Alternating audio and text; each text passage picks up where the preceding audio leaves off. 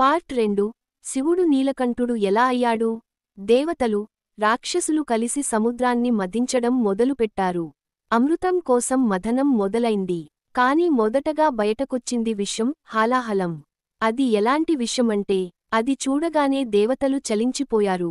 వాసుకి మంటల్లో కాలిపోతూ కేకలు వేస్తుంది. ఆ విషం వేడి వల్ల ప్రపంచం మొత్తం కాలిపోబోతోంది. పక్షులు ఎగిరిపోయాయి. పర్వతాలు కంపించాయి. అప్పుడు అందరూ భయంతో ఒకే ఒక్కరి దగ్గరకి వెళ్ళి మొక్కుకున్నారు. శివుడు ధ్యానంలో ఉన్నప్పటికీ భక్తుల పిలుపుకు స్పందించాడు. శివుడు వచ్చి ఆ విషాన్ని తీసుకున్నారు.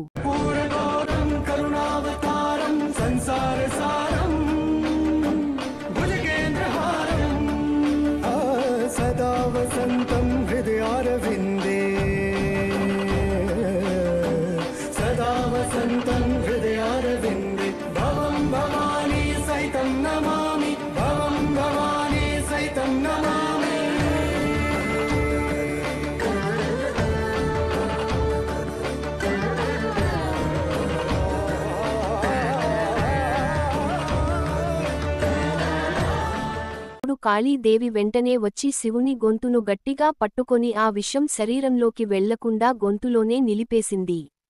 ఆకాశం రంగు మారి శివుని గొంతు నీలం రంగులోకి మారింది. అప్పటినుండి శివుడిని నీలకంఠుడు అని పిలుస్తారు. ఇక విషం తర్వాత ఏ రత్నం బయటకొచ్చిందో తెలుసా? లక్ష్మీదేవి, అమృతం, వజ్రాలు. సముద్రం నుంచి బయటకొచ్చిన 14 రత్నాలు మీకు తెలుసా? పార్ట్ 3లో చూద్దాం.